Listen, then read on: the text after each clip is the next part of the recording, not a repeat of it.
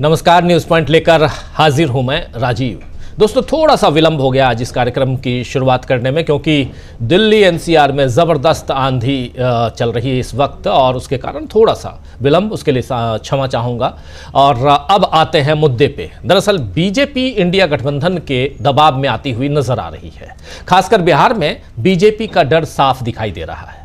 आप जानते हैं कि कांग्रेस की पलायन रोको यात्रा का समापन आज पटना में हुआ और इस दौरान पहले ही मुख्यमंत्री आवास को घेरने का ऐलान कर दिया गया था, जिससे घबराई एनडीए सरकार ने, नीतीश सरकार ने भी बचाव का पूरा इंतजाम किया हुआ था। और उसके बाद जाहिर है कि जमकर हंगामा हुआ। कांग्रेसियों ने अपनी राह में आने वाले तमाम लोगों को भेदते हुए आगे बढ़ने की कोशिश की, लेकिन दूसरी तरफ उनके ऊपर भी पानी की बौछारें की गई और कन्हैया कुमार को हिरासत में ले लिया गया, उनके समर्थकों को हिरासत में लिया गया। पानी की बौछार आप देख रहे हैं। इसी मसले पर कन्हैया कुमार ने क्या कुछ कहा है, ये भी जरा सुन लेते हैं। एक छोटी सी बाइट कन्हैया कुमार की सुनिए।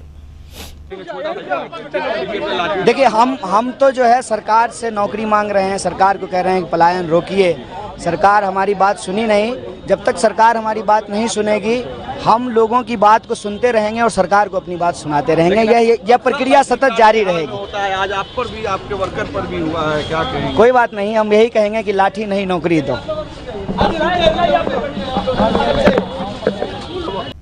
तो कन्हैया कुमार को यहां गिरफ्तार कर पुलिस थाने ले जाया गया और उसी बीच पत्रकारों से चर्चा में उन्होंने कहा कि हम तो यही कहेंगे, लाठी नहीं नौकरी दो। अब तक आपने देखा कि आरजेडी के विरोध से ही बीजेपी और नीतीश कुमार पस्त पटना में दिखाई देते थे, बिहार में दिखाई देते थे, लेकिन ऐसे में कांग्रेस का ये नया जोशीला अवतार बिहार में क्या रंग लाएगा, ये देखना होगा दोस्तों। इधर बीजेपी के दबाव में आने का एक और एग्जाम्पल, एक और उदाहरण तमिलनाडु से सामने आया है, जहां बीजेपी को लगातार मात मिल रही है और संगठन के स्तर पर भी वो कमजोर है तमिलनाडु में खासकर। ऐसे में आज तमिलनाडु में बीजेपी और एआईडीएमके के बीच फिर से गठबंधन का ऐलान हो गया है। इस मौके पर आप देख लीजिए, चेहरे से आप समझ रहे होंगे अमित शाह का चेहरा है। अमित शाह वहां मौजूद थे। यह जिम्मेदारी अमित शाह ने ही उठाई है। अपनी पुरानी सहयोगी को बीजेपी ने फिर से साध लिया है, क्योंकि बीजेपी और एआईडीएमके दोनों समझ रहे हैं कि डीएमके के आगे उनकी दाल अकेले नहीं गलेगी। स्टालिन ने भाषा विवाद, परिसीमन और वक्फ समेत तमाम मुद्दों पर बीजेपी की प्लानिंग को फेल कर दिया है, दक्षिण में तो खासकर। और सुप्रीम कोर्ट ने राज्यपालों को जिस तरह नसीहत दी है, उसमें भी तमिलनाडु में बीजेपी को झटका लगा है। ऐसे में एआईएडीएमके का सहारा लेकर बीजेपी अपनी मजबूती दिखाना चाहती है। उधर झारखंड में भी बीजेपी को झटका लगा है। अब सीधे झारखंड चले। झारखंड में झटका यह लगा है कि बीजेपी के पूर्व अध्यक्ष ताला मरांडी ने पार्टी से इस्तीफा दे दिया और झारखंड मुक्ति मोर्चा में वो शामिल हो गए। ताला मरांडी अब झारखंड मुक्ति मोर्चा के हिस्सा हो गए हैं। आप जानते हैं कि झारखंड में बीजेपी चुनाव हार चुकी है और चुनाव से पहले जिस तरह चंपई सोरेन को झारखंड मुक्ति मोर्चा से तोड़ा गया था और उससे भी पहले हेमंत सोरेन को जेल भेजा गया था, इन सब के पीछे कहीं ना कहीं झारखंड की सत्ता हासिल करने का मकसद था। लेकिन अब बीजेपी न केवल हारी है बल्कि टूटती हुई भी दिख रही है। वहीं महाराष्ट्र चलिए तो महाराष्ट्र में बीजेपी के कारनामे रोजाना ही सामने आ रहे हैं। एक कारनामा जो है वो ताज़ा मामला धारावी रीडेवलपमेंट प्रोजेक्ट को लेकर है। धारावी की रिपोर्ट हम लोगों ने आप लोगों के बीच पहुंचाई थी चुनाव के दौरान, चाहे लोकसभा का चुनाव हो या उसके बाद विधानसभा का चुनाव हो। इन चुनावों में हमने धारावी प्रोजेक्ट को लेकर बहुत सारी बातें, वहां के लोगों की बातें हमने आप तक पहुंचाई थी। आज अंग्रेजी अखबार इंडियन एक्सप्रेस ने अडानी के धारावी प्रोजेक्ट पर बड़ा खुलासा किया है और दावा किया है इस रिपोर्ट में कि धारावी की झुग्गियों में रह रहे 50,000 से 1 लाख निवासियों को देवनार के एक एक्टिव लैंडफिल यानी सक्रिय कचरे के ढेर वाली जगह पर शिफ्ट करने की योजना है। इस पर कांग्रेस ने एक पोस्ट में कहा है कि नरेंद्र मोदी के सबसे खास दोस्त अडानी मुंबई के धारावी को उजाड़ रहे हैं। ये देखिए, इस पोस्ट में धारावी को उजाड़ रहे हैं। अडानी को धारावी में अपनी दुनिया बसानी है, जहां अमीरों के लिए सारी सुविधाएं हों। इसके लिए करीब 1 लाख गरीब भारतीय लोगों को धारावी से हटाकर मुंबई के सबसे बड़े कचरे के ढेर पर शिफ्ट किया जाएगा। ये कचरे का ढेर हर घंटे करीब 6202 किलोग्राम मीथेन गैस उत्सर्जित करता है, जिससे हवा बेहद जहरीली होती है। साथ ही इससे निकलने वाला जहर वहां के पानी में भी घुला हुआ है। कांग्रेस ने आगे ये भी कहा है इसमें, इसी ट्वीट में, कि ऐसे में जिन 1 लाख गरीब भारतीयों को वहां शिफ्ट किया गया है या शिफ्ट किया जाएगा, उनकी सेहत पर इसका खराब असर पड़ेगा। लेकिन मोदी सरकार को क्या फर्क पड़ता है, उसे तो सिर्फ अमीरों की मौज से मतलब है। गरीब मरे तो मरे, गरीब मरे तो मरे, ये बात यहां पर। उसके अलावा यहां लिख रही है कांग्रेस पार्टी कि नरेंद्र मोदी और अदानी भारत को 2 भारत में बदल रहे हैं। एक भारत जो उनके चहेते अमीरों का है, जिनके लिए हर सुख सुविधाएं हैं, और दूसरा भारत जहां गरीब की जिंदगी की कोई कीमत नहीं, उसका शोषण किया जा रहा है। ये बात यहां पर कांग्रेस लिख रही है। आप जानते हैं कि धारावी में फैली 600 एकड़ की झुग्गी झोपड़ियों और कारखानों में से 296 एकड़ जमीन धारावी रीडेवलपमेंट प्रोजेक्ट के लिए तय की गई है। इसका मकसद एशिया की सबसे बड़ी झुग्गी बस्ती को बेहतर आवास और सुविधाओं के साथ एक आधुनिक शहरी केंद्र में बदलना है। इसमें अडानी को ही ठेका मिला है और महाराष्ट्र में चुनाव का यह बड़ा मुद्दा भी बना था। उस समय कांग्रेस ने जो आशंकाएं जताई थी वो अब सही साबित हो रही हैं। तो आइए दोस्तों, आज एक तरफ धारावी, दूसरी तरफ आप चलिए तो दक्षिण भारत में तमिलनाडु, जहां बीजेपी फिर से एआईडीएमके के चरणों में है, और दूसरी तरफ अगर झारखंड जाएं तो वहां पे आपने देख लिया कि बीजेपी को बड़ा झटका लगा है। और इन सब के बीच पटना में पलायन रोको, नौकरी दो, इस कार्यक्रम का अब समापन हो गया है। और वहां पर कांग्रेस के नेताओं ने, कन्हैया कुमार ने और तमाम नेताओं ने यह बता दिया कि कितनी मजबूती के साथ हम सड़कों पे हैं। तो आइए आज चर्चा यही करेंगे कि किस तरह इंडिया गठबंधन के दावे हो रहे हैं सही, और दबाव में कैसे आ रही है बीजेपी। हमारे साथ कुछ वरिष्ठ साथी जुड़े हुए हैं, उन सबसे पहले आपका परिचय करवाता हूं, फिर आगे बढ़ते हैं। देखिए, इस वक्त 4 वरिष्ठ साथी जुड़े हुए हैं। अमलेंदु उपाध्याय जी हैं, लाइट उनके यहां नहीं है, साफ दिखाई दे रहा है। अमलेंदु जी, आपका स्वागत कर रहा हूं। दिल्ली एनसीआर में पहले ही बता चुका हूं कि तेज आंधी चल रही है, हल्की बारिश हो रही है, बहुत ही तेज आंधी है, उसमें लाइट चली जाती है, आप सब अच्छी तरह से जानते हैं। हमारे साथी सुनील शुक्ला जी भी जुड़े हुए हैं। सुनील जी, आपका स्वागत करता हूं। डॉक्टर राकेश पाठक जी जुड़े हुए हैं, डॉक्टर साहब आपका स्वागत है। और अनिल सिन्हा जी जुड़े हुए हैं, अनिल जी आपका भी स्वागत है। स्वागत, इस्तकबाल आप तमाम दोस्त साथी शुभचिंतक आप सबका, जो अब तक जुड़ चुके हैं उनका भी, जो जुड़ने वाले हैं उनका भी इस कार्यक्रम में करता हूं। सीधे आना चाहता हूं डॉक्टर साहब आपके पास ही, बहुत सारी बातें, लेकिन पटना से इसकी शुरुआत करते हैं। और वक्फ कानून को लेकर नीतीश कुमार दबाव में हैं, नरेंद्र मोदी को लग रहा है कि उन्होंने कुछ यहां पर गेन कर लिया है, लेकिन यह मामला ऑलरेडी सुप्रीम कोर्ट जा चुका है। 16 तारीख को सुप्रीम कोर्ट में सुनवाई है। लेकिन उससे पहले पटना की सड़कों पे जो हो रहा है, इस पर आपकी पहली प्रतिक्रिया, और उसके अलावा नीतीश बाबू कितने दबाव में हैं, बीजेपी कितने दबाव में है, खासकर, और इंडिया गठबंधन के जो अभी तक जो दावे होते रहे उसमें कितनी सच्चाई, कितना दम दिखाई दे रहा है।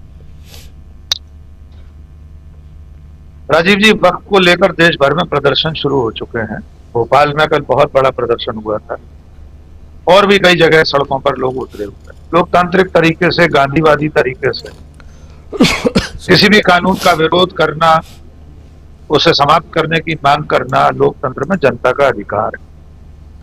सरकार की हठधर्मिता देख चुके हम। विपक्ष ने इतने तार्किक तरीके से अपनी बात सदन में रखी थी जब इस बिल पर बहस हो रही थी, इसके बाद भी सरकार कुछ मानने को तैयार नहीं हुई और उन्होंने संशोधन कर दिए।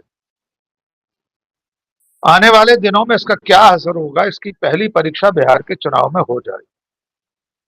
क्योंकि नरेंद्र मोदी को या बीजेपी को ऐसा लगता है कि वे बहुसंख्यक समाज की भावनाओं को उभार कर, उनके दिलो दिमाग में ये बात रखकर कि मोदी सरकार मुसलमानों को प्रताड़ित कर रही है, उन्हें परेशान कर रही है, उनके अधिकारों पर अंकुश लगा रही है, और इसके जरिए बहुसंख्यक समाज को कोई अतिरिक्त प्रसन्नता मिलती है, इससे वोटों का ध्रुवीकरण हो जाएगा। यद्यपि इसमें ये दुधारी तलवार जैसी रही।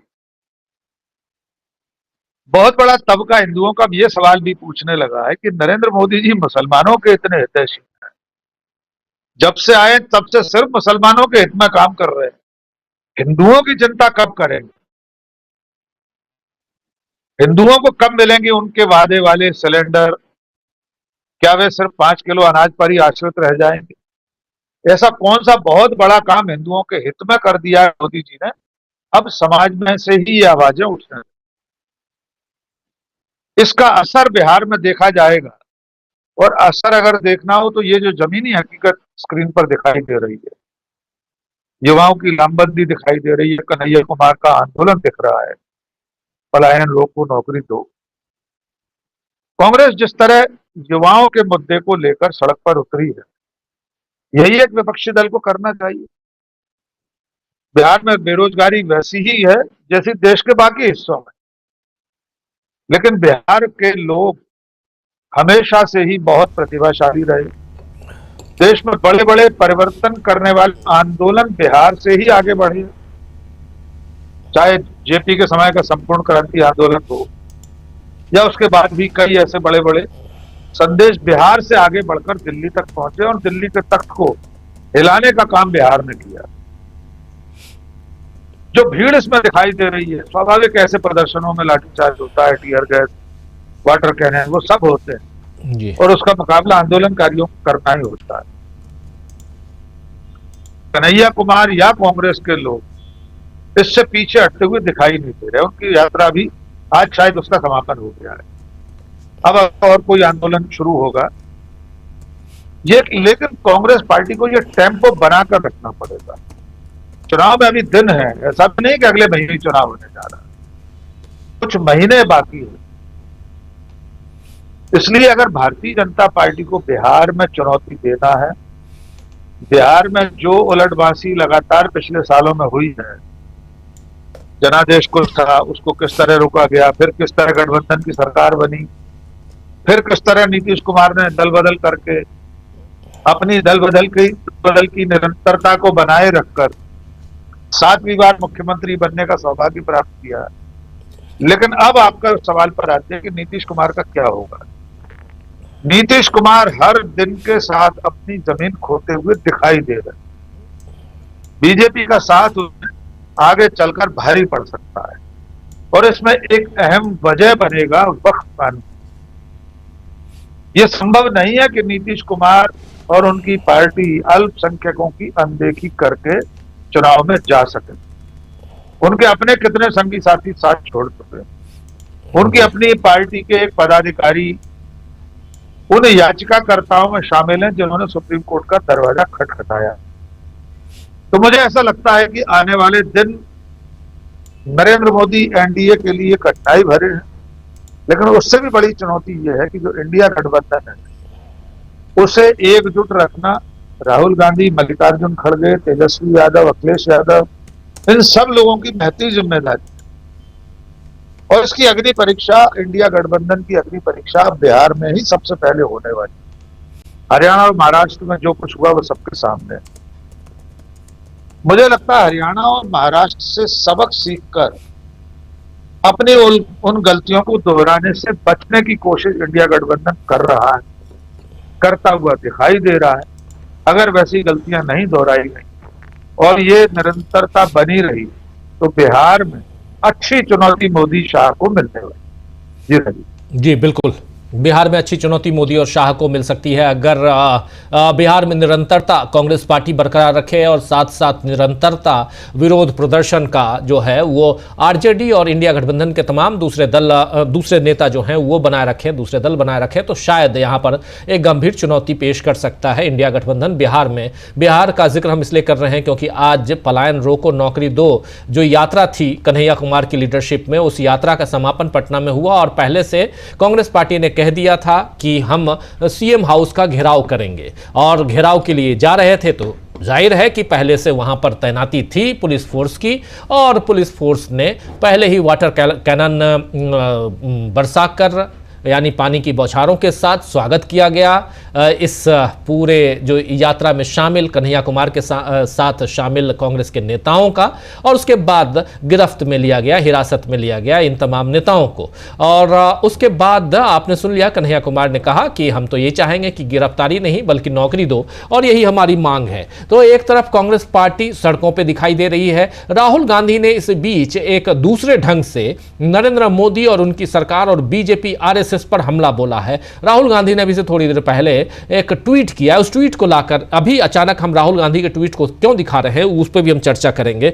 नरेंद्र मोदी कैसे फंसे हुए हैं इसकी बानगी है। देखिए, लिख रहे हैं राहुल गांधी, बीजेपी आरएसएस के नेता एक तरफ फुले जी को दिखावटी नमन करते हैं और दूसरी तरफ उनके जीवन पर बनी फिल्म को सेंसर कर रहे हैं। महात्मा फुले और सावित्रीबाई फुले जी ने जातिवाद के खिलाफ लड़ाई में पूरा जीवन समर्पित कर दिया, मगर सरकार उस संघर्ष और उसके ऐतिहासिक तथ्यों को पर्दे पर नहीं आने देना चाहती है।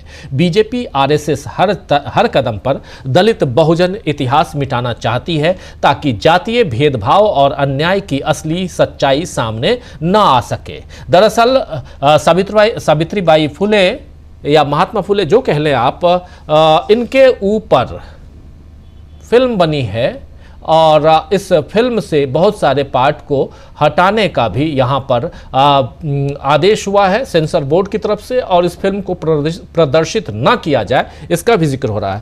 डॉक्टर साहब, आपके पास ही एक बार जल्दी से आना चाहता हूँ, फिर आते हैं सुनील शुक्ला जी के पास। इस फिल्म पर आपकी प्रतिक्रिया जरूर चाहूंगा जिस पे राहुल गांधी ने ट्वीट किया है। देखिए, हम सब लोग जानते हैं कि जो हमारे समाज की सदियों से चली आ रही ब्राह्मणवादी व्यवस्था थी, वो जो बेड़ियां थी, महात्मा फुले ने उसके खिलाफ लंबी लड़ाई की। जो तकलीफ उस समय समाज के उच्च वर्ग को थी, सवर्ण वर्ग को थी, वही परेशानी इस वक्त इस फिल्म से एक बार फिर इस वर्ग को दिखाई दी गई। हम सब जानते हैं कि राष्ट्रीय स्वयंसेवक संघ अपने मूल में, अपनी विचारधारा के आधार में सवर्णवादी सोच का, मनुवादी सोच का संगठन है। उसकी विचारधारा में लोगों की समानता का, नागरिकों की, मनुष्य की समानता का कहीं कोई स्थान नहीं। जातिगत भेदभाव उसके मूल में, यहां तक कि स्त्री को भी, महिलाओं को भी बराबरी का दर्जा संघ अपने मूल में नहीं देता है। तो अब जब यह फिल्म आने वाली है तो एक खास तबका, और आप देख लीजिएगा जितने लोग विरोध कर रहे हैं सोशल मीडिया पर, उनके प्रोफाइल्स चेक कर लीजिए, उनका बायो देख लीजिए, तो आप समझ जाएंगे ये सारे वही लोग हैं जो मूलतः इस देश में एक बार फिर से मनुवादी व्यवस्था को लागू करना चाहते हैं, जो भारत के उस संविधान के पक्ष में न तो तब थे जब लागू हो रहा था, न आज है, जो संविधान हर मनुष्य को बराबर का मानता है, बराबरी का दर्जा देता है। जी। अब जब ये फिल्म पर्दे पर आएगी, तमाम काट छांट उसमें हो चुकी होगी, तो फिर एक बार लोगों की निगाह में आएगा कि किस तरह के जुल्म उस समय हुए हैं, किस तरह पेशवाई के समय में और भी उससे पहले दलितों को अछूत माना जाता था। नगर की सीमा में प्रवेश करने से पहले कमर में झाड़ू बांधकर चलना पड़ता था। स्त्रियों की दशा क्या थी सदियों पहले, कमर से ऊपर वस्त्र नहीं पहन सकती थी। तो ये सारी चीजें समाज में सदियों से चली आ रही थी। उस अमानवीय व्यवस्था के खिलाफ, मनुवादी व्यवस्था के खिलाफ, जातिवाद के खिलाफ महात्मा ज्योतिबा फुले ने लड़ाई लड़ी और समाज को एक नई दिशा दी। कालांतर में बाबा साहब अम्बेडकर ने ही उस रास्ते पर चलते हुए पहाड़ सत्याग्रह हुआ, नदियों में जल के स्रोत पर पानी पीने की इजाजत नहीं होती थी दलितों।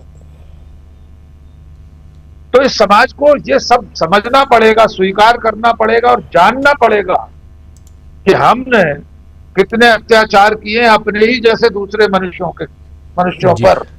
अंतिम बात, डॉक्टर साहब, मैं गांधी जी की उस बात को मानता हूं। महात्मा गांधी कहा करते थे, अगर आप किसी बात से असहमत हैं तो उसके विरोध के लिए लोकतांत्रिक तरीका अपनाइए। आपको फिल्म नहीं पसंद आ रही, देखने मत जाइए। किताब पसंद नहीं है, मत पढ़िए।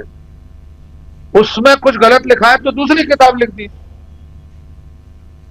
कैथरीन मेयो की किताब आई थी मदर इंडिया, उसमें भारत की दुर्दशा के बारे में बहुत कुछ था। 1920-30 की बात, बहुत आलोचना हो रही थी भारत में। गांधी जी ने कहा, मैं गांधी इस किताब पर प्रतिबंध की मांग का समर्थन नहीं करूंगा। उसे पढ़ा उन्होंने, फिर उसकी मीमांसा की, आलोचना की, जो जिन बिंदुओं से असहमत थे उस पर लिखा। तो मैं भी ये कहूंगा इस देश के लोगों से इस फिल्म को देखें, जाने हमारे समाज की क्रूर सच्चाई को और उस भेदभाव को दूर करने में आ गया। जी राजीव जी बिल्कुल बिल्कुल। एक चूंकि ट्वीट था यहाँ राहुल गांधी का महात्मा फुले के ऊपर फिल्म बन रही है, जिस फिल्म को सेंसर किया जा रहा है, उसमें से बहुत सारे शब्दों को, शब्दावली को हटाया जा रहा है और साथ साथ इस फिल्म पर रोक लगाने की कोशिश हो रही है। दलितों के उत्थान को लेकर यह फिल्म काफ़ी मील का पत्थर साबित हो सकती है, लेकिन यहाँ इसी मसले पर राहुल गांधी अपनी प्रतिक्रिया दे रहे थे और उसको अभी आपने देखा, ट्विटर पर उन्होंने अपनी प्रतिक्रिया दी है। हमारे साथ प्रेम कुमार जी भी जुड़ गए हैं। प्रेम जी, आपका स्वागत है इस कार्यक्रम में और सीधे सुनील शुक्ला जी आपके पास आना चाहता हूं। लेकिन बात हम कर रहे हैं उधर पटना में जो पलायन यात्रा इनकी खत्म हुई है उस पर, और बात कर रहे हैं दक्षिण में क्या कुछ मिलने जा रहा है कांग्रेस पार्टी को, माफी चाहूंगा बीजेपी को, क्योंकि बीजेपी वहां AIADMK का फिर से साथी बन गई है और अपने अध्यक्ष का भी चुनाव कर लिया उन्होंने, लेकिन झटका झारखंड से भी लगा हुआ है। ओवरऑल आपकी प्रतिक्रिया इन तमाम खबरों पे, तमाम मसलों पे? सुनील जी। धन्यवाद राजीव जी। भारतीय जनता पार्टी ने तमिलनाडु की अपनी राजनीति से यह बात फिर से स्वीकार कर ली कि वह अपने बूते तमिलनाडु के दक्षिण के राज्यों में राजनीति नहीं कर सकती। बहुत समय तक इन्होंने एक अध्यक्ष, नए अध्यक्ष को के साथ एक लंबी राजनीति करने की कोशिश की। अन्नामलाई साहब लगातार AIADMK के साथ पार्टी गठबंधन का विरोध करते रहे और उनका यह मानना था कि पार्टी अपने बूते खड़ी होगी।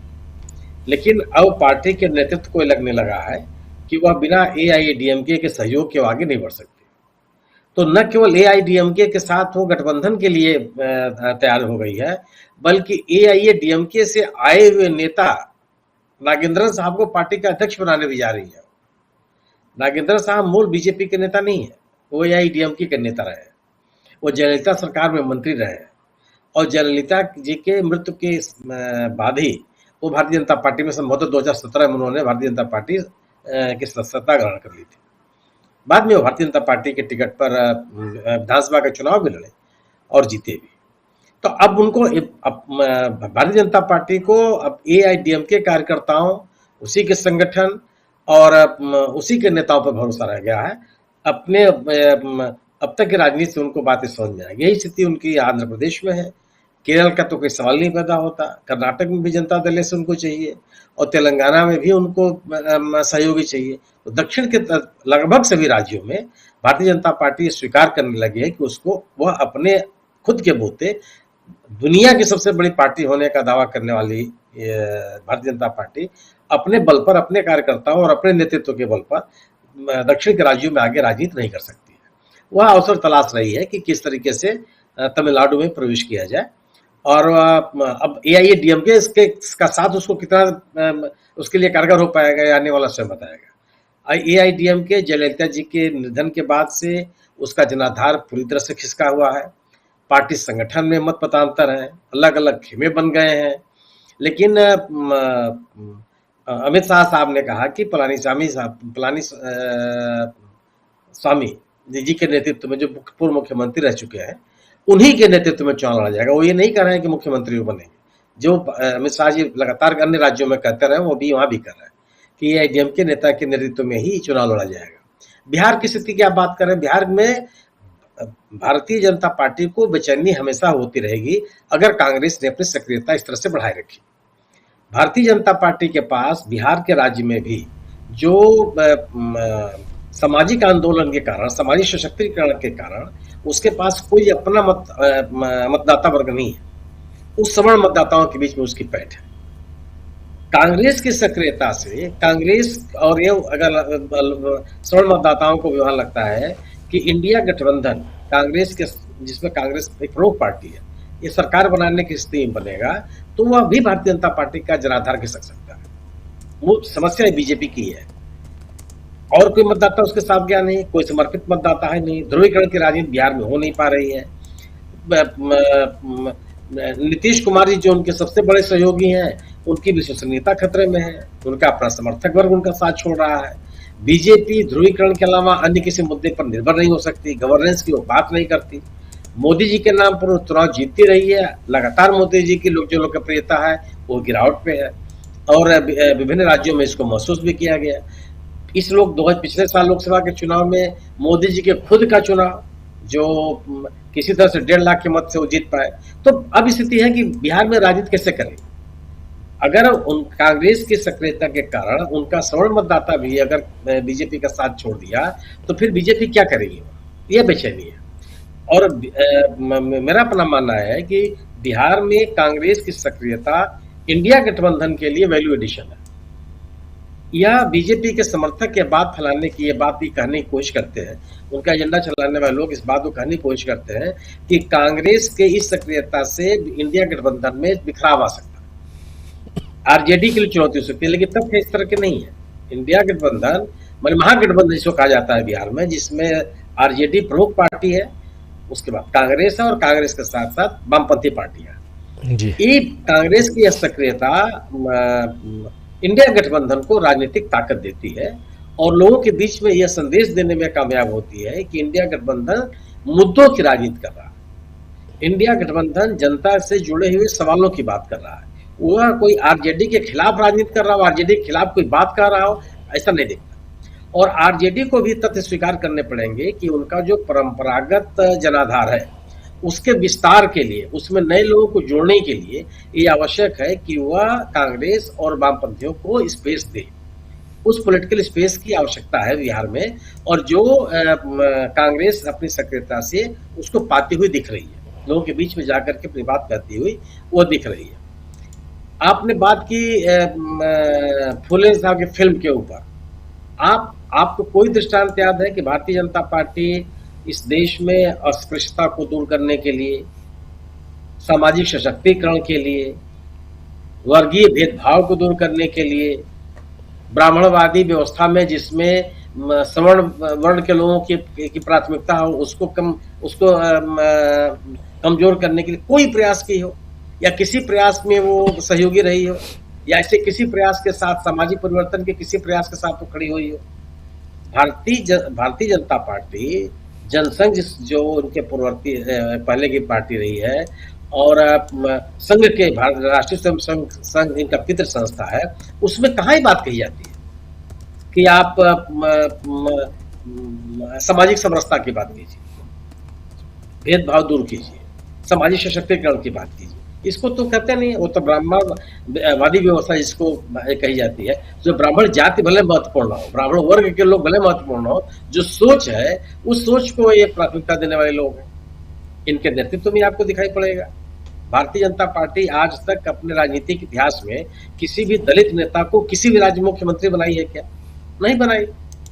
बंगारू लक्ष्मण साहब को छोड़ करके आज तक किसी दलित को अपना पार्टी का राष्ट्रीय अध्यक्ष बनाया क्या? नहीं बनाया। तो दलित कहां से इनके चिंतन में आ गए?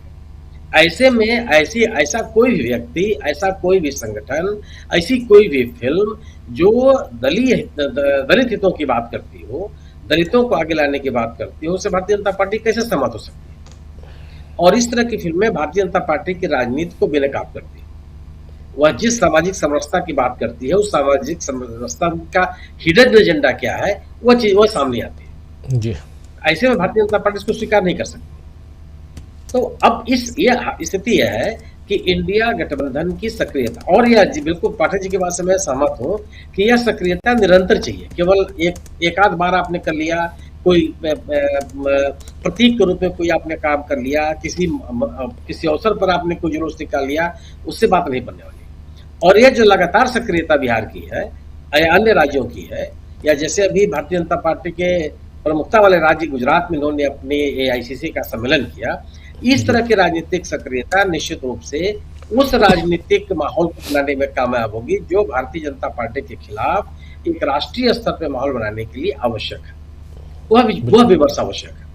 और अगर कांग्रेस इसी तरह से सक्रियता अपने बरकरार रहते हैं मुद्दों के साथ, तो मुझे लगता है कि एक बड़ा जो विमर्श भारतीय जनता पार्टी के खिलाफ बना है वो और मजबूत होगा और लोगों के बीच में जाएगा।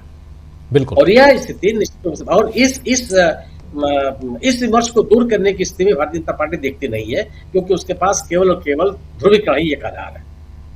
जी बिल्कुल, ध्रुवीकरण एक आधार है। और ध्रुवीकरण भी किस मुद्दे पे? हिंदुत्व। धर्म के नाम पर ध्रुवीकरण, सांप्रदायिक ध्रुवीकरण कीजिए। और लेकिन क्या, जैसा कह रहे थे शुरुआत में डॉक्टर साहब कि वो हिंदुओं का भला कर रही है या मुसलमानों का भला कर रही है? अगर हिंदू मुसलमान पे ही आ जाए तो बीजेपी किसका भला कर रही है? डॉक्टर साहब अभी बता भी रहे थे शुरुआत में जब अपनी बात रख रहे थे। खैर आगे बढ़ते हैं, ज़रा पहले प्रेम कुमार जी आपके पास आता हूँ, फिर अनिल सिन्हा जी भी जुड़े हुए हैं, उनसे भी समझेंगे इन तमाम मसलों को। प्रेम कुमार जी, पटना में आज ये देखिए तस्वीरें आप देख रहे हैं, कांग्रेस मजबूत, और कहना है सुनील जी का भी, डॉक्टर राकेश पाठक जी का भी, कि कांग्रेस यहाँ जितना मजबूत होगी इंडिया गठबंधन को मजबूत करेगी। आपको भी लगता है क्या, अब जब 6 महीने का वक्त भी नहीं बचा है बिहार के इलेक्शन का, और उससे पहले कांग्रेस सड़कों पे है, राहुल गांधी बेगूसराय पहुंचकर अपनी यहाँ पर जो उपयोगिता और अपनी मजबूती, पार्टी की मजबूती सब दर्शा के दिखा के आ चुके हैं। वैसे में क्या खबरें आ रही हैं बिहार से? शुक्रिया राजीव जी। कुछ समय पहले तक लोग ये सोच नहीं सकते थे कि कांग्रेस बिहार में इस तरह की रैली, इस तरह की पदयात्रा, इस तरह की भीड़ जुटा सकती है, ऐसा सोच नहीं सकते थे। लेकिन आज ये सच्चाई बनकर के सामने है, और जिस तरीके से पलायन रोको और नौकरी दो यात्रा को युवाओं का समर्थन मिला है अक्रॉस द कास्ट लाइन, मतलब किसी भी कास्ट के लोग हों, सब लोग इसमें जुड़े और एक जनाधार को रीस्टोर करने की कोशिश जो है कांग्रेस ने दिखलाई है। इस बात को मानने में कि कांग्रेस का जनाधार वापस मिल गया है, इसके लिए तो सबूत की जरूरत होगी, जो लोकतंत्र में होता है, कितनी सीटें, कौन चुनाव।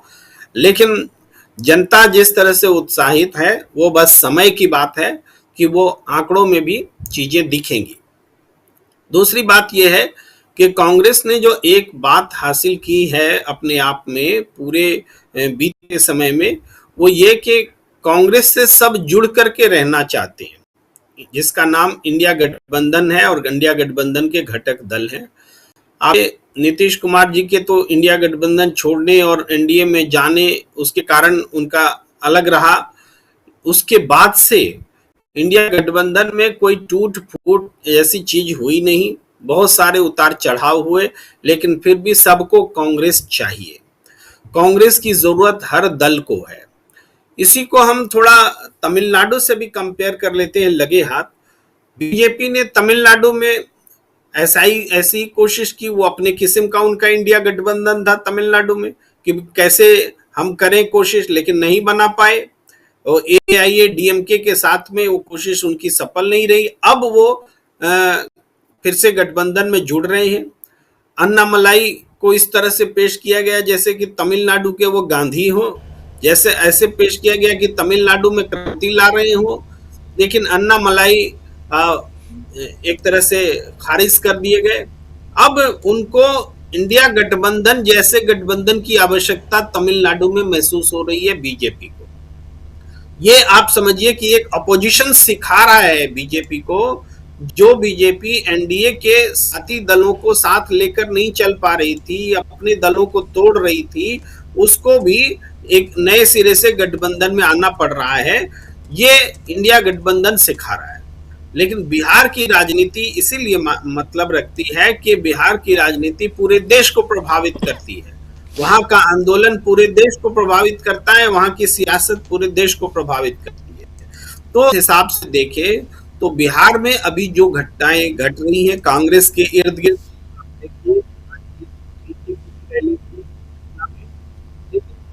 आपकी आवाज जी। लेकिन पटना में पीके की रैली में 5-7 हजार लोग ही जुट पाए गांधी मैदान में, कुर्सियां खाली थी, ये हालात थे तब, जबकि पूरा ढोल पीटा गया था। ऐसा क्यों हुआ? ऐसा इसलिए हुआ क्योंकि लोगों का कांग्रेस में आकर्षण बढ़ गया।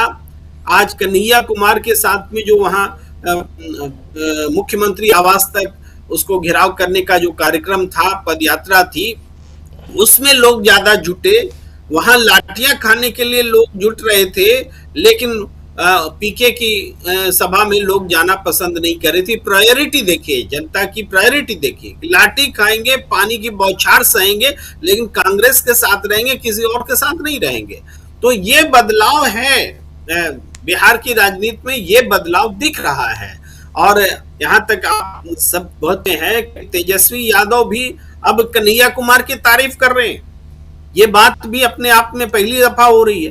कारण क्या है कि गठबंधन में एक दूसरे के प्रति विश्वास बढ़ा है, जरूरत का एहसास बढ़ा है। मिल करके लड़ेंगे तो परिणाम निकलेगा, और मिल करके नहीं लड़े तो जो लोग गलत सियासत कर रहे हैं उनकी जीत होगी। तो ये एहसास इंडिया गठबंधन में भी हुआ है, जनता में भी हुआ है। और एक बात तो साफ है कि बिहार में कांग्रेस मजबूत होगी तभी इंडिया गठबंधन सत्ता में आएगी बिहार में, जिसको महागठबंधन कहते हैं। तो कांग्रेस का मजबूत होना महागठबंधन का सत्ता में आने की शर्त है। ये इसको तेजस्वी यादव ने भी समझ लिया है, और ऐसे ही कन्हैया कुमार की तारीफ नहीं हो रही है, कांग्रेस की तारीफ नहीं हो रही है। बहुत सारी गतिविधियां हो रही हैं। नीतीश कुमार के भी इर्द गिर्द, उनके आसपास भी बहुत सारी गतिविधियां चल रही हैं। नीतीश कुमार अपने गैर सवर्ण नेताओं के घर में जा रहे हैं, रात में चोरी छिपे जा रहे हैं। संजय झा और ललन सिंह ने नाक में दम कर रखा है, तो ये अशोक चौधरी के घर में जाते हैं, दूसरे नेताओं के घर में जाते हैं जो गैर सवर्ण नेता हैं। ये सब बस 1-2 दिन की घटना का मैं जिक्र कर रहा हूं। तो नीतीश कुमार की भी पार्टी में बेचैनी है, वो पार्टी टूट रही है, टूट चुकी है। ऑफिशियली जब अनाउंस होना हो तो उसका एक धड़ा निश्चित रूप से इंडिया गठबंधन की ओर आएगा। ये आप आने वाले समय में देखेंगे। जहां तक बिहार का सवाल है, अपनी बात यहीं पर कंक्लूड करते हैं। जी आएंगे, धारावी पे भी बात करेंगे हम। अनिल सिन्हा जी, बिहार से लेकर ज़रा धारावी, अभी हम लोगों ने चर्चा उतनी नहीं की, धारावी की भी चर्चा करना चाहता हूं आपके ज़रिए। और लेकिन बिहार पे भी कांग्रेस की पलायन रोको यात्रा कितनी सफल कहा जाए इसको, और सफल हो असफल हो बात वो नहीं, बात ये है कि बिहार में कांग्रेस जनाधार अगर वो वापस पाने की कोशिश करे तो इसमें बुराई क्या है। और दूसरी चीज़, सबसे बड़ी चीज़, कि क्या यहाँ से कंफर्टेबल पोजीशन में तेजस्वी यादव नजर आते हैं? देखिए, ये जो कन्हैया कुमार जो अभी किया था, उन्होंने यात्रा की और फिर जो आज हुआ, तो वो उससे आप 2-3 चीज़ें साफ होती है कि एक तो कांग्रेस में जो एक तरह की मतलब जो जड़ता जिसको आप कहेंगे वो आ गई थी, और वहाँ लोग रोड पर उतरेंगे। अभी तक कांग्रेस के बारे में जो आम धारणा यही थी कि कांग्रेस के लोग रोड पर नहीं उतर सकते हैं और इनसे होने वाला नहीं है, ये एक परसेप्शन था। कन्हैया कुमार ने उसको तोड़ दिया, और वो यात्रा करके सिर्फ रुक जाते तो ये धारणा बहुत पूरी तरह खंडित नहीं होती।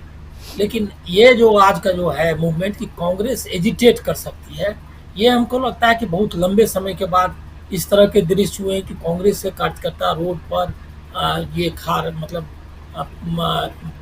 पुलिस की मार झेल रहे हैं, उनको ये जो क्या कहते हैं, उन पर बौछार पानी का हो रहा है। मतलब जो एजिटेशनल कांग्रेस है वो कांग्रेस लोग कम से कम बिहार में उम्मीद नहीं करते थे।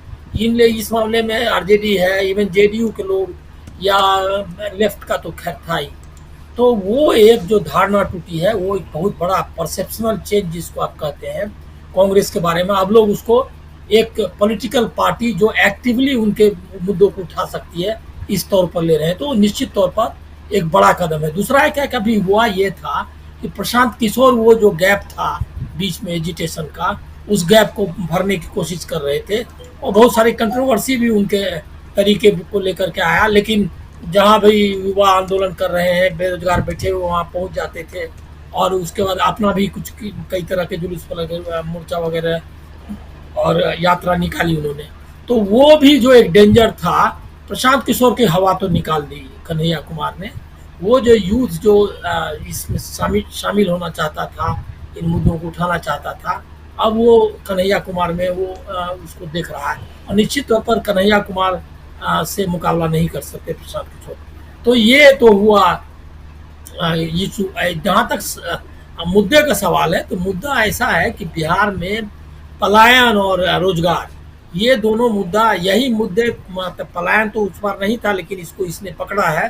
और जो इलाके भी गए हैं, या जो बेगूसराय के जहाँ हैं, वहाँ बहुत बड़े पैमाने पर पलायन है।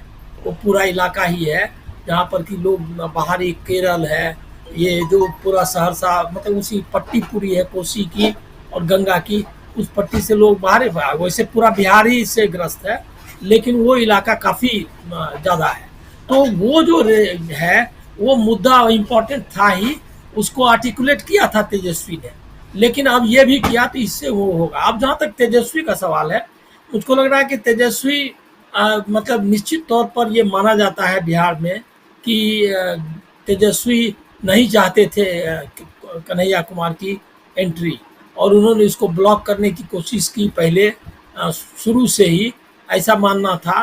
बाद में इलेक्शंस के समय में भी आपको ध्यान होगा कि लोकसभा इलेक्शंस के समय गिरिराज सिंह मामले में तो वहाँ भी जो है आरोप है कि उनका क्या कहते हैं समर्थन नहीं था उसके क्या कहते हैं कन्हैया कुमार के लिए। तो ये जो है मतलब जो नया सिनेरियो बन रहा है, इसमें निश्चित तौर पर तेजस्वी को अब जिस तरह से हुआ है या जिस तरह का संयम दिखा रहे हैं वो, क्योंकि उन्होंने उसको रोकने, देखिए अंतर आप समझ लीजिए चेंज कहाँ तक आया है। आप ये जो अपने क्या कहते हैं पप्पू यादव हैं, तो उसको हराने के लिए बाकायदा जो है उन्होंने ये किया था, क्या कहते हैं स्टेटमेंट दिया था आपके तेजस्वी ने, और उन कहा था कि जेडीयू को वोट कर दो लेकिन पप्पू यादव को मत करो। तो वो जो जिस तरह से ब्लॉक करने के लिए उनको रोकने के लिए कोशिश की थी, वो अभी दिखाई नहीं दे रहा है। उनके पक्ष में भी स्टेटमेंट किया उन्होंने, और मतलब ऐसा नहीं दिखा रहे हैं वो। इसका मतलब है कि वो एक्सेप्ट करने के मूड में है, और जो कि कन्हैया कुमार की और कांग्रेस की उपस्थिति को। दूसरा एक और उसका अंतर है कि जो कंस्टिट्यूएंसी है, वो कंस्टिट्यूएंसी एक तो युवा का है कि कंस्टिट्यूएंसी, जनरल कंस्टिट्यूएंसी को भी अपील कर रहे हैं कन्हैया कुमार। दूसरा है क्या कि जो अपर कास्ट जो ये है क्या कहते हैं बेरोजगार है, उसमें भी उनकी एक अपील बनेगी। और तीसरा है क्या कि ये जो ओबीसी का अति पिछड़ा है, जो तबका आरजेडी के पास पहले से नहीं है, दलित है, तो इसलिए कंस्टिट्यूएंसी में बहुत स्कोप है कि कांग्रेस उसमें अपनी जगह बना ले। और वही हमको लग रहा है कि गैप जिस तरह से सोशल जस्टिस का मुद्दा या दलित ये क्या कहते हैं अध्यक्ष बनाया है प्रदेश का, तो हमको लग रहा है कि उसी कंस्टिट्यूएंसी पर फोकस कर रही है। आरजेडी की जो कोर कंस्टिट्यूएंसी है उसको टच कर नहीं कर रही है कांग्रेस भी, ये सावधानी हमको लग रहा है बरत रही। जी जी बिल्कुल बिल्कुल। डॉक्टर साहब आपके पास एक बार आना चाहता हूं फिर से। धारावी को लेकर जो बातें चल रही हैं ये भी चर्चा में है, और एक तरफ देखिए एक बात तो ये माननी होगी कि लगातार जो चाह रहे हैं नरेंद्र मोदी जिस ढंग की सियासत करना वो कर रहे हैं, चाहे अदानी को प्रोजेक्ट जाए तो जाए, फिर वक्फ बिल लेके आना है तो आना है, और भी बहुत सारी ऐसी चीज घटनाक्रम है जिसमें कहीं ना कहीं ध्रुवीकरण की कोशिश होती है। इन सबको हम लोग देख रहे हैं। ऐसे में आने वाले समय में ढेर सारे चुनाव हैं, बिहार से उसकी शुरुआत हो जाएगी। क्या आपको लगता है कि ये जो पुरानी राजनीति है, इस राजनीति को ही आगे बढ़ाते हुए यहाँ बीजेपी दिखाई देती है, या बीजेपी की सियासत में भी आपको परिवर्तन दिखाई दे रहा है? देखिए, बीजेपी की सियासत कितनी भी परिवर्तित हो जाए, अंत में उसका जो एपी सेंटर है, उसका जो केंद्र बिंदु है, वो रहेगा जो बसपात। बाकी बचे समय में वो देश के दो बड़े धन्ना सेठों के लिए काम करती रहेगी, पार्टी और उनकी सरकार। धारावी का मुद्दा आज फिर एक बार चर्चा में आ गया कि वहां से विस्थापित करके किस तरह कचरे के ढेर पर लोगों को बसाया जाए।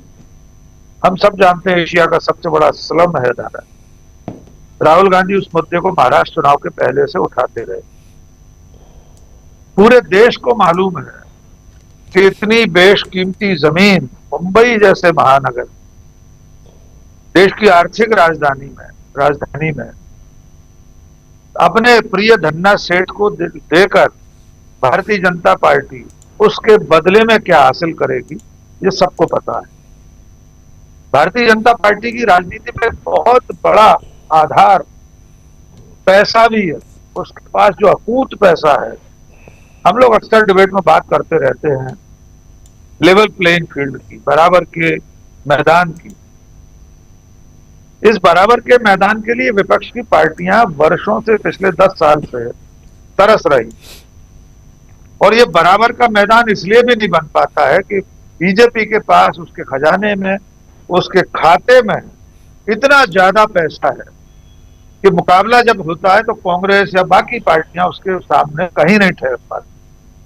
और ये पैसा कहां से कैसे आता है, इसका प्रमाण इलेक्टोरल बॉन्ड में हम लोग देख चुके हैं।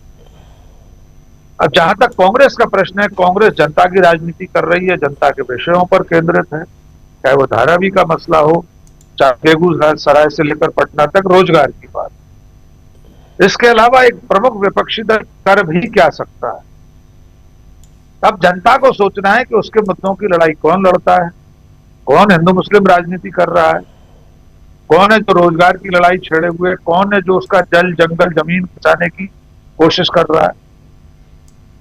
यद्यपि बीच में ऐसी घटनाएं भी होती हैं जिसमें कांग्रेस भी कटघरे में खड़ी हो जाती है, जैसे हैदराबाद के जंगल में जो कुछ हो रहा है, वहां से जिस तरह विस्थापित किए जा रहे हैं पशु पक्षी और बुलडोजर चल रहे हैं, उसका जवाब भी कांग्रेस नेतृत्व को देना पड़ेगा।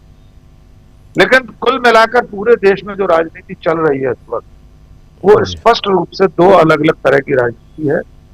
एक राजनीति बीजेपी और आरएसएस की है, मोदी शाह की है, जिसमें 80-20 जैसे नारे हैं, बटोगे तो कटोगे जैसे नारे हैं, जिसमें 24 घंटे मुसलमान, पाकिस्तान, जिन्ना वगैरह वगैरह वगैरह है। और दूसरी तरफ जनता की बात, उसमें भी राहुल गांधी जैसा नेता है जिसकी ज्यादातर भविष्यवाणियां, संभावनाएं, आशंकाएं सही साबित होती रही। धारावी को लेकर भी जो राहुल गांधी चिंता जताते रहे थे, वो लगभग साबित होती चली गई। तो मुझे लग रहा है कि अब बीजेपी को धीरे धीरे, आपने जो सवाल पूछा है बीजेपी की राजनीति बदलेगी, वो बदलती हुई दिखाई देगी, लेकिन बदलेगी नहीं। अंदर खाने भारतीय जनता पार्टी और मोदी शाह की राजनीति उसी सांप्रदायिक ध्रुवीकरण पर टिकी रहेगी जो उनका आजमाया हुआ नुस्खा है, जिससे उन्हें लगता है वोट मिलते हैं, और सच में मिलते हैं, इससे कौन इनकार कर सकता है। बीच बीच में झारखंड वगैरह, कर्नाटक वगैरह में हार हो गई, हिमाचल में हो गई, अलग बात है, लेकिन बाकी ध्रुवीकरण में वे सफल होते रहते हैं। हिंदू मुसलमान करके उनकी झोली वोटों से भरती रहती है। इसलिए आपके प्रश्न के उत्तर में मैं फिर दोहराऊंगा, ऊपर से दिखने में नरेंद्र मोदी अपनी कोई भी राजनीति, सबका विकास की बात करते रहे, सबका साथ की बात करते रहे। आज भी मध्य प्रदेश में थे वे, अनंतपुर ट्रस्ट में, गुना जिले में, वहां भी उन्होंने इसी तरह की बात दोहराई है। लेकिन हम सब जानते हैं कि उनकी राजनीति मूलतः विभाजनकारी राजनीति, लोगों को बांटने वाली राजनीति है, और फूट डालो राज करो पूरा, इसलिए वो नहीं बदलेगी। जी जी, बिल्कुल बिल्कुल। प्रेम कुमार जी, आपको क्या लगता है, दूसरी तरफ राहुल गांधी की सियासत पे भी चर्चा होनी चाहिए। उनकी सियासत को लेकर भी बहुत अजीबोगरीब बातें होती रहती हैं, बहुत तरह की बातें होती रहती हैं। आज की तारीख में जब हम नरेंद्र मोदी की सियासत की बात कर रहे हैं, तो राहुल गांधी की सियासत कहाँ दिखाई देती है आपको?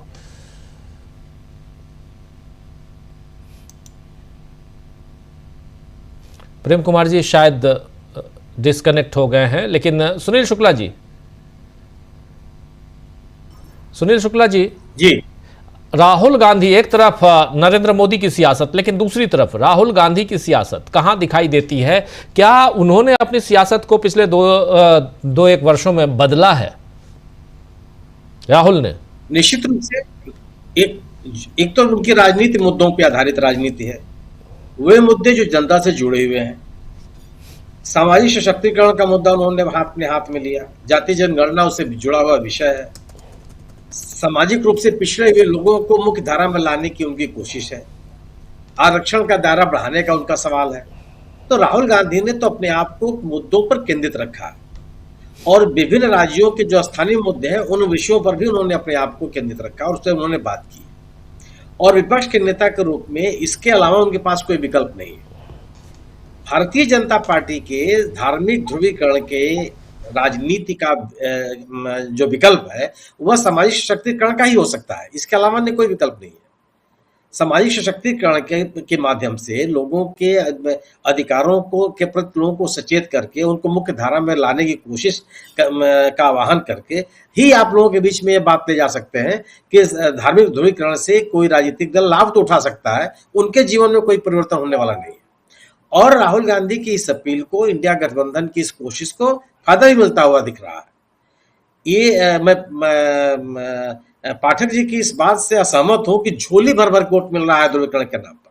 वोट मिल रहा है, सही है, लेकिन झोली भर भर के नहीं मिल रहा है।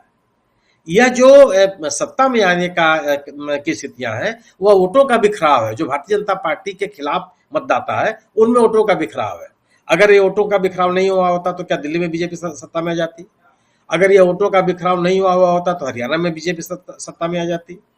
महाराष्ट्र का चुनाव आप ले सकते हैं कि महाराष्ट्र के चुनाव के एक उदाहरण, और उस महाराष्ट्र के चुनाव को लेकर के कितने तरह के आरोप लगे हैं, कितनी तरह की बातें हुई है। क्या वह एक सामान्य चुनाव था? एक निष्पक्ष रूप से वो चुनाव कराया गया? तरह तरह के आरोप हैं, और उन आरोपों से मुक्त होने की कोशिश निर्वाचन आयोग आज तक नहीं हुआ, तभी करता हुआ नहीं दिखाई पड़ा।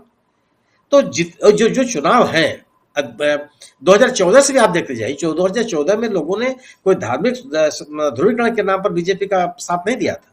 मेरा अपना मानना यह है कि उस समय की सरकार के खिलाफ एक एंटी इनकम्बेंसी थी, भ्रष्टाचार के मामले थे, नीतिगत फैसला लेने में विलंब की स्थिति, तरह तरह के आरोप लगे थे, और लोग एक विकसित भारत देखने के सपने के साथ भारतीय जनता पार्टी के साथ जुड़े।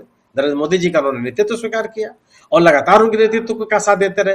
वह हिंदू मुसलमान ध्रुवीकरण के लिए उन्होंने उनका साथ नहीं दिया था। और भारतीय जनता पार्टी ने 2014 में इस ध्रुवीकरण की बात भी नहीं कर रही थी, वह विकास की बात कर रही थी।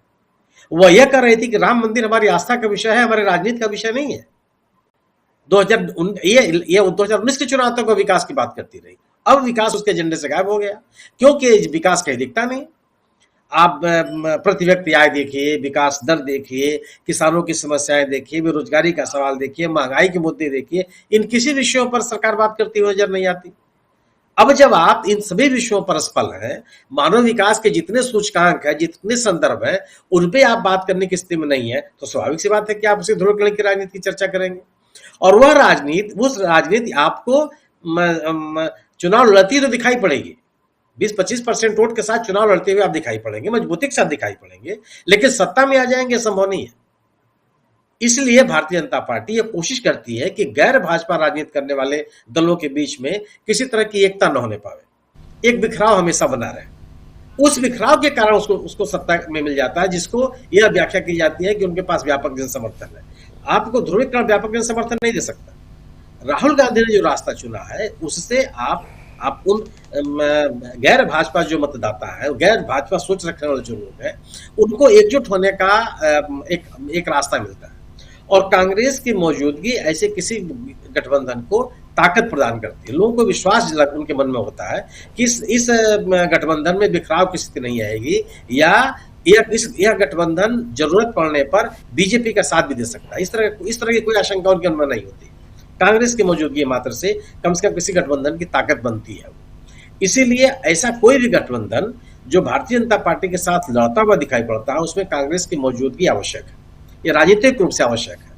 और आप ये भी देख लीजिए कि गैर भाजपा राजनीति करने वाले राजनीतिक दल, जिन दलों ने कांग्रेस से दूरी बनाई, उनको उनके मतदाताओं ने साथ छोड़ दिया कि वो मतदाता जो बीजेपी के साथ जाना चाहते थे वो चले गए, उनमें तो कोई बिखराव है नहीं।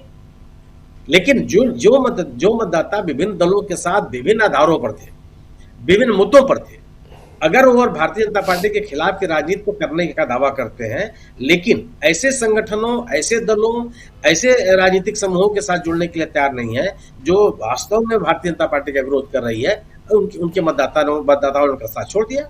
उत्तर प्रदेश में आप मायावती जी को देख सकते हैं, कर्नाटक में आप जनता दल एस को देख सकते हैं, तमिलनाडु में या डीएमके को आप देख सकते हैं। ये आप स्थिति अभी कमजोर होगी। आप नीतीश कुमार जी जैसा मजबूत नेता जो हमेशा से सांप्रदायिकता के खिलाफ राजनीति करते रहे, पिछले विधानसभा चुनाव में आप देखिए क्या स्थिति उनकी बन गई।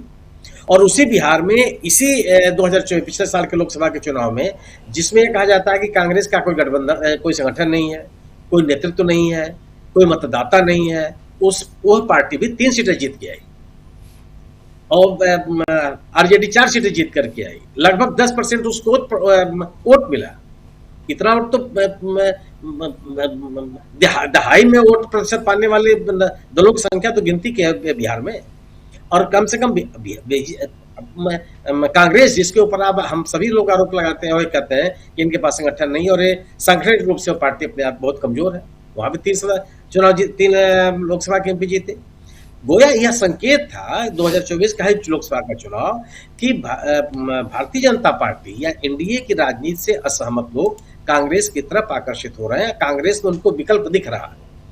अब ये शुरुआत हुई है, इस शुरुआत को और मजबूत बनाने, जनाधार जन समर्थन का इस सिलसिले को और गंभीर बनाने की स्थिति तब और बनेगी जब कांग्रेस अपनी राजनीति में निरंतरता बनाए रखेगी। और ये भी सही जो राहुल गांधी कहते भी है बिहार के लिए कि मिलजुल के चुनाव लड़ना होगा, कि वो अलग थलग रह करके आप चुनाव नहीं लड़ सकते। अगर अलग थलग आप चुनाव लड़ेंगे तो आप बीजेपी की मदद करेंगे।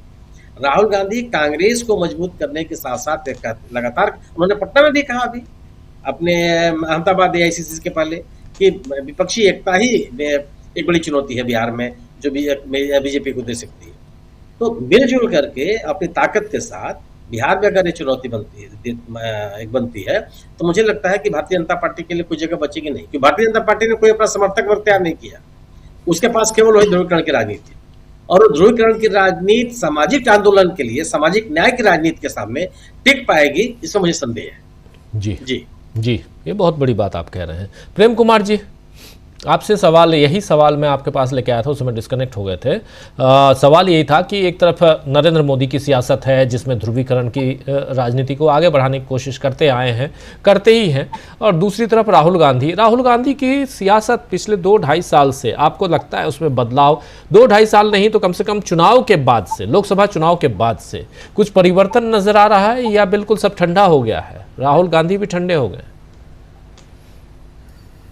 देखिए राजीव जी, ये बड़ा दिलचस्प विषय है कि राहुल गांधी आज जो हैं वो क्या हैं।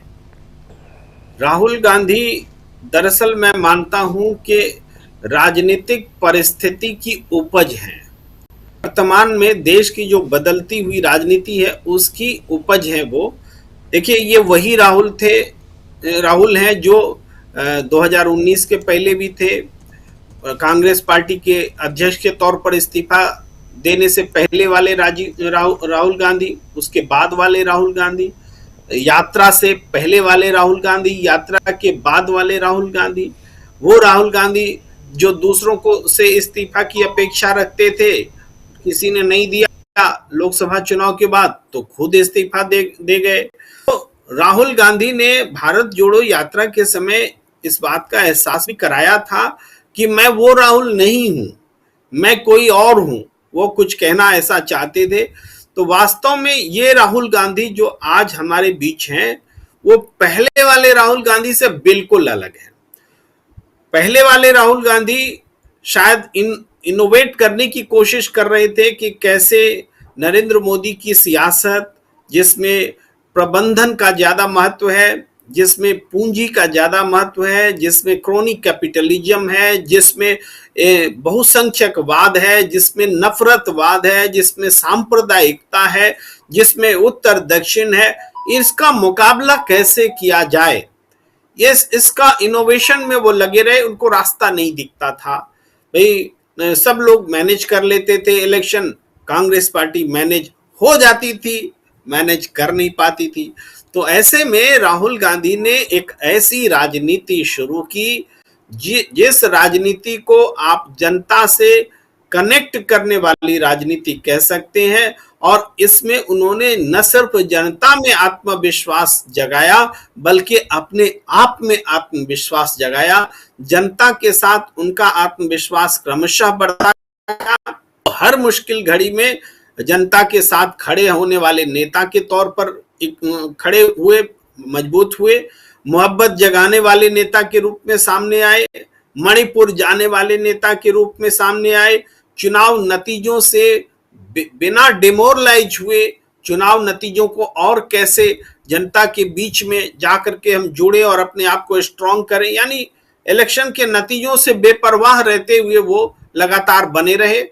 इसके बावजूद कि इलेक्शन के नतीजे खट्टे मीठे रहे, मगर इसमें कोई शक नहीं है कि इस बदले हुए राहुल गांधी के इर्द गिर्द कांग्रेस लगातार मजबूत होती चली जा रही है और इंडिया गठबंधन एक बड़ा अपोजिशन मोर्चा बन गया है।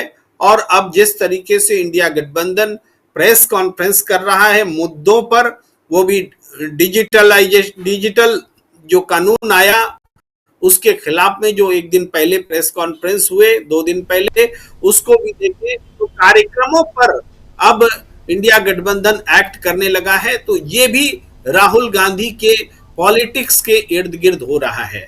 तो हम राहुल गांधी क्या है इसको इस रूप में देखें तो राहुल गांधी एक तरह से एक गतिशील विचारधारा का नाम हो गए हैं और अब वो विचारधारा बन गए हैं। पहले के राहुल और अब की राहुल में यही फर्क है। पहले के राहुल विचारधारा नहीं थे, आज के राहुल विचारधारा हैं, बन चुके हैं। इसलिए वो आज आप देखें वो कहीं भी जाएं तो भीड़ उनके पास चली आती है। आज देश में ऐसा नेता जो किसी सरकारी संसाधनों से को छोड़ करके अकेले चल पड़े और उसके पीछे जनता चल पड़े, दूसरा नेता दिखता नहीं है राहुल गांधी के अलावा।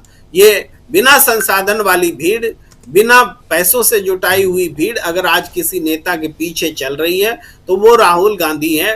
यही बात जो उनको बनाती है और इसी के गिर्द गिर्द मेरी तो ये समझ है कि कांग्रेस अब राहुल की राह पर चलने लगी है।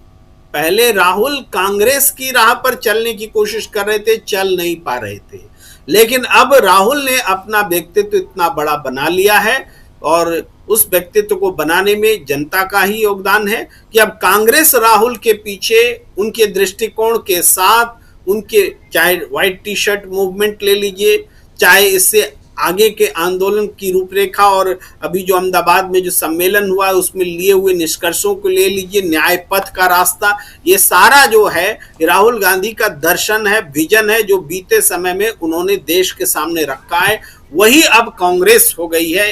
ये नए राहुल गांधी है, नई कांग्रेस है। जी जी जी जी अनिल सिन्हा जी, अनिल जी, आप कैसे इसको देखते हैं? क्या सियासत में परिवर्तन आप भी देख रहे हैं? इसलिए ये सवाल कर रहा हूँ आप लोगों से क्योंकि अब सामने सिर्फ और सिर्फ चुनाव हैं, एक कुछ महीनों का ब्रेक, उसके बाद चुनाव, और कौन सा दल कितना मजबूत यहाँ मजबूती के साथ धरातल पे है इसका आकलन करना भी ज़रूरी है और बिहार से इसकी शुरुआत हो ही रही है। देखिए, चेंज तो काफ़ी हुआ है कांग्रेस में। तो मुझको लग रहा है कि वाटर शेड मूवमेंट कहना चाहिए जो भारत जोड़ो यात्रा है। वहाँ के पहले तक कांग्रेस दुविधा में थी, कॉरपोरेट को लेकर दुविधा में थी, हिंदू मुस्लिम को लेकर दुविधा में थी, और ये दुविधा दिखाई देता था। मंदिर में घूम रहे हैं, कॉरपोरेट में भी बार बार वो आनंद शर्मा और ये जो इतना कॉरपोरेट परस्त नेता है उसके कमलनाथ टाइप के, वो सब मैसेज देते रहते थे कि हम तो रिफॉर्म्स के समर्थक हैं, रिफॉर्म्स रुकेगा नहीं, और जो बीजेपी ने उतना नहीं किया, रिफॉर्म जितना करना चाहिए था हम करते अगर रहते सत्ता में। तो ये 2019 तक ये चलता रहा। लेकिन उसके बाद से कांग्रेस में एक रेडिकल चेंज आया और G23 वगैरह आपने देखा ही, वो सब जितना जो कांग्रेस के डुबाने वाला सब था पार्टी, वो सब खड़े होकर के राहुल गांधी को रेसिस्ट कर रहा था, नेतृत्व ने उनको किनारे करना चाहता था। लेकिन वो सब दौर खत्म हुआ और राहुल गांधी ने पेशेंस के साथ उसका सामना किया। एक तरफ उनको पूरा मीडिया उनके खिलाफ पप्पू वाला प्रचार, उसकी इमेज, लेकिन वो आदमी डिस्टर्ब हुए बगैर वो सामने अपनी जो कहते हैं संकल्प शक्ति उन्होंने दिखलाई और भारत जोड़ो यात्रा किया। ये हमको लग रहा है वाटरशेड मोमेंट है, जहाँ से कॉन्क्रीटाइज किया पॉलिटिक्स को, कांग्रेस की पॉलिटिक्स को आर्टिकुलेट किया, उसको मतलब एक तरह का अच्छा चित्र उसका बनाया कि कैसा होगा। और साथ में जो आइडियोलॉजिकल जो गैप्स थे, जैसे अडानी अंबानी तो बोलते थे, लेकिन खुलकर जो है कई आप डॉक्यूमेंट्स देखेंगे तो खुलकर वो पब्लिक सेक्टर के पक्ष में जो नेहरूवियन मिक्स्ड इकोनॉमी का में कमांडिंग हाइट्स पर होगा, ये क्या कहते हैं पब्लिक सेक्टर, उसी की वही मेन हमारा इकोनॉमी का ये होगा, मतलब धुरी होगी, वो नहीं कहते थे। ये जो है यहाँ गुजरात वाला जो सम्मेलन है AICC का सेशन, उसमें जो खड़गे का और इनका राहुल गांधी का भाषण है, उस भाषण से ये साफ हो गया आइडियोलॉजिकल कंफ्यूजन जो कांग्रेस में थी वो उसने त्याग दी है, और ये बहुत बड़ी चीज़ है। वो एक है, वो दूसरा है क्या कि ये कंफ्यूजन दूर करने के बाद जो स्ट्रक्चरल था, एक और गैप था जो कि नॉर्थ इंडिया में दिखाई देता था, कम से कम यूपी और बिहार में, कि जो सोशल जस्टिस का फोर्सेस था वो सब भाग गया था। बल्कि जो जातियां लंबे समय तक कांग्रेस के साथ थी वो भी जब कांशीराम और इनका बहुजन का डिबेट आया, जब मंडल और विवाद आया, तो धीरे धीरे उन्होंने भी छोड़ दिया, और जो अपर कास्ट था वो बीजेपी के साथ चला गया। तो कांग्रेस के पास सामाजिक आधार नहीं था। अब उसने वो इसको, ये जो गैप था उसकी पॉलिटिक्स में सामाजिक न्याय का, उस पॉलिटिकल गैप को उसने पाटने के इंतजाम कर लिया। अब स्ट्रांगली लगातार जो है राहुल गांधी और कांग्रेस ये सामाजिक न्याय का कर रही है। ये आपको ऐसे अचानक नहीं है कि यहाँ क्या कहते हैं बिहार में लोग इतने लोग उसके साथ आ गए हैं।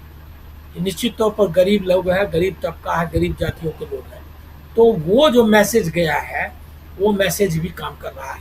तो कांग्रेस अब हमको लग रहा है कि जो चैलेंज है अहमदाबाद स्पीच में जो चैलेंज दिया उनके गढ़ में जा करके, और देखिए गुजरात का सिग्निफिकेंस, लोग एक ही सिग्निफिकेंस बोलते हैं कि हिंदुत्व की लेबोरेटरी है, नहीं, वो अब नागपुर के बराबर है अहमदाबाद, इसीलिए कि हिंदुत्व प्लस कॉर्पोरेट की लेबोरेटरी है। और वो जो हिंदुत्व और कॉर्पोरेट का लेबोरेटरी है वो इसीलिए वो मोहन भागवत से ज़्यादा पावरफुल है मोदी उस मामले में, क्योंकि वो तो सिर्फ हिंदुत्व का लीडरशिप करते हैं, लेकिन मोदी एक ऐसा आदमी है जिसने कि कॉर्पोरेट और हिंदुत्व को का मॉडल कैसे इकट्ठा रह सकता है।